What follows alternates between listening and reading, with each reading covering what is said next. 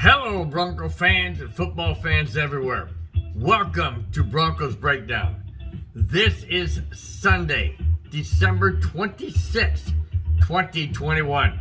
I am your host, Bronco Bill. All right, this was an absolute playoff weekend, not by playoff standards in the NFL, but because the Denver Broncos were playing the Las Vegas Raiders. The LA Chargers were playing the 3-11 Houston Texans. And the Kansas City Chiefs are playing the Pittsburgh Steelers. So yes, it was a playoff weekend because there's so much on the line. Chargers had to win.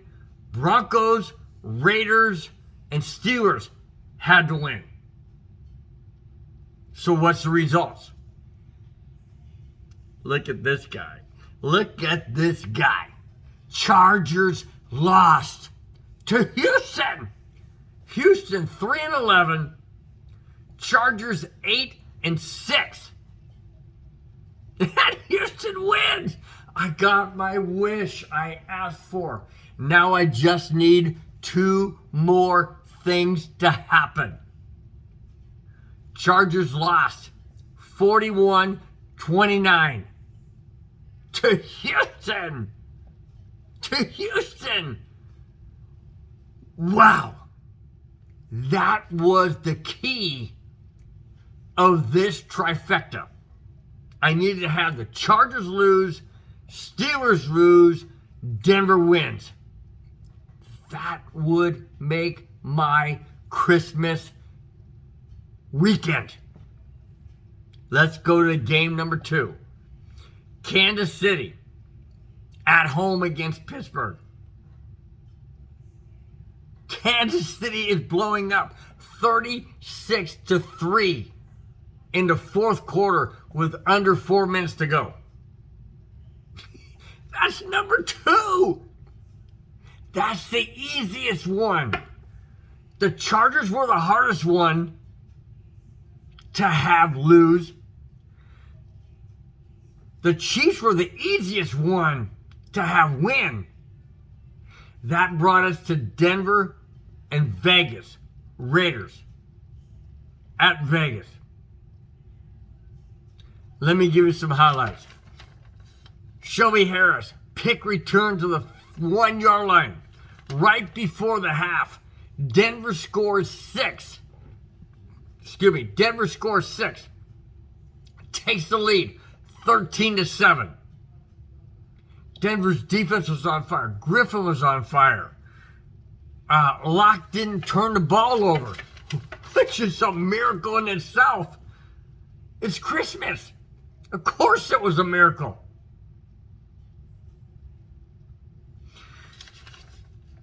Until the second half. Denver fell asleep. Denver fell asleep in the second half.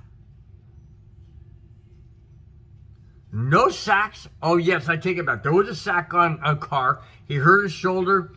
It looked like he was going to be out, and Denver had a big motivation and everything. No. Derek Carr comes back. Then there was just incompletions. We didn't have a running game to speak of at all. The Raiders basically said to Denver and to Fangio and to Shermer, Shermer, I want you gone. He basically said to Shermer, Locke has to beat us. We're not going to give up any running yards. Do you realize that Darian Gordon had 0 yards on 6 carries? His first 6 carries, 0 yards. 0. Williams, who usually breaks long plays, was stymied. The Raiders said, if you're going to beat us, you have to beat us with Drew Lock. And we don't think you can. And they were right. They were right. Not because Locke did anything wrong. In fact, in my opinion, I think this one of Drew Locke's best games he's ever played. And I'll tell you why. No interceptions. Yeah, he took a couple sacks. That's not on him. That was on the offensive line. He didn't throw any interceptions. He didn't turn over the football and just hand it to the guy. No. Drew Locke did not lose this game. What lost this game was simply the fact the Broncos could not run it. Absolutely could not run the ball. And when you have to rely on one facet of your offense, the defense is going to key on that. Absolutely they're going to key on that. Are you kidding me? The Raiders said, run all you want. You're not going anywhere. And we didn't. I think Williams had, 26 yards? Something like that? That's horrendous. I know, guys. We had a backup center.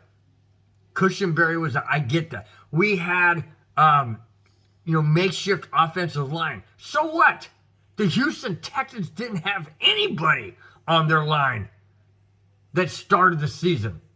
And they beat the Chargers. So don't tell me. Don't sit there and give me excuses. There's no excuses for this loss. None whatsoever. The only excuse for this loss is the simple fact that Pat Shurmur cannot recognize that the Raiders are shutting down the run. Why don't you play in situations where there was an absolute play action situation? They hand it off to Williams. He gets tackled for 4 or 5 yards behind the line. They brought in 4 guys. Yeah, Williams is strong. Williams is very strong. He ain't getting away from 4 guys. I guarantee you that. Not when the Raiders are expecting it. And what does Sherman do? Go back to the run. Go back to the run. Why? I know you have to establish the run. But when it's not working, mix up something. Run a tight end underneath. Run Fant underneath. Come back in motion. And then pick up the blitzer. Pick up the linebacker, the lineman, whatever. Give Locke an opportunity to throw the ball. Locke did some great things today. He really did. And I take my hat off to his performance. I really do. He didn't turn it over. He didn't lose this game. I don't know what happened in the locker room at halftime, but what I do know is they came out flatter than a pancake. Seriously. Denver goes into the half leading 13-7 on a absolutely brilliant play by Bradley Chubb, who deflected the ball up in the air, got the ball, returned it to the 1-yard line, and Williams runs it in for a touchdown. Denver goes up 13-7 at the half. You would think they would come out with adrenaline, with passion, with emotion, with energy. Yeah, they came out of the half flat line, dead, absolutely dead, leading 13-7 at the half, and you lose 17-13.